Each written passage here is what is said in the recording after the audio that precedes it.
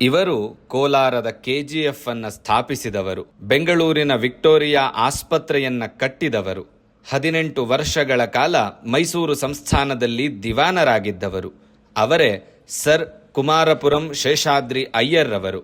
ಶೇಷಾದ್ರಿ ಅಯ್ಯರ್ ಅವರು ಪಾಲಕ್ಕಾಡ್ ಸಮೀಪದ ಕುಮಾರಪುರಂನಲ್ಲಿ ಅನಂತನಾರಾಯಣಯ್ಯರ್ ಮತ್ತು ಅವರ ಪತ್ನಿ ವೆಂಕಟಲಕ್ಷ್ಮಮ್ಮ ಅವರಿಗೆ ಜೂನ್ 1, 1845 ಜನಿಸಿದ್ರು.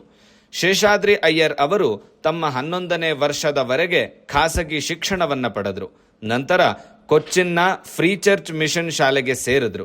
ತಮ್ಮ ಉನ್ನತ ಶಿಕ್ಷಣವನ್ನ ಕ್ಯಾಲಿಕಟ್ ಪ್ರಾಂತೀಯ ಶಾಲೆ ಮತ್ತು ತಿರುವನಂತಪುರಂ ಪ್ರೌಢಶಾಲೆಯಲ್ಲಿ ಪಡೆದುಕೊಂಡರು. BA ಪರೀಕ್ಷೆಯಲ್ಲೂ ಕೂಡ ಪ್ರಥಮ ಸ್ಥಾನವನ್ನ ಪಡೆದರು. 1865 ಶೇಷಾದ್ರಿ ಅಯ್ಯರ್ ಅವರು ಧರ್ಮ ಸಮವರ್ಧಿನಿ ಅವರನ್ನ ವಿವಾಹವಾದರು. ದಂಪತಿಗೆ 4 ಗಂಡು ಮಕ್ಕಳು ಮತ್ತು 2 ಹೆಣ್ಣು ಮಕ್ಕಳಿದ್ದರು. 1868 ಶೇಷಾದ್ರಿ ಅಯ್ಯರ್ ಅವರನ್ನ ಮೈಸೂರು ಸಾಮ್ರಾಜ್ಯದ ಅಷ್ಟಗ್ರಾಮ ವಿಭಾಗದಲ್ಲಿ ನ್ಯಾಯಾಂಗ ಕಾರ್ಯದರ್ಶಿಯಾಗಿ ನೇಮಿಸಲಾಯಿತು.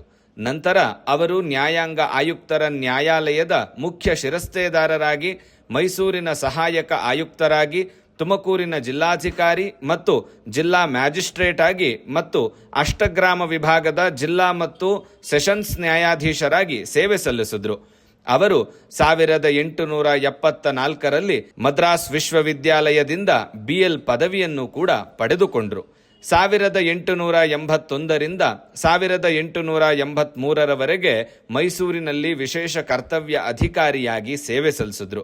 1883 ರಂಗಾಚಾರ್ಲು ಅವರ ಸೇವಾ ಅವಧಿ ಮುಗಿದಾಗ ಶೇಷಾದ್ರಿ ಅಯ್ಯರ್ ಅವರನ್ನು ಮೈಸೂರಿನ ದಿವಾನರನ್ನಾಗಿ ನೇಮಿಸಲಾಯಿತು. ಇವರು ಫೆಬ್ರವರಿ 12, 1883 ಮಾರ್ಚ್ 18, 1901 18 ವರ್ಷಗಳ ಕಾಲ ಮೈಸೂರು ಸಂಸ್ಥಾನದ ದಿವಾನರಾಗಿ ಕಾರ್ಯನಿರ್ವಹಿಸಿದ್ರು. 10ನೇ ಚಾಮರಾಜ ಒಡೆಯರ್, ನಾಲ್ವಡಿ ಕೃಷ್ಣರಾಜ ಒಡೆಯರ್ ಕಾಲದಲ್ಲಿ ಇವರು ಅಧಿಕಾರದಲ್ಲಿದ್ದರು.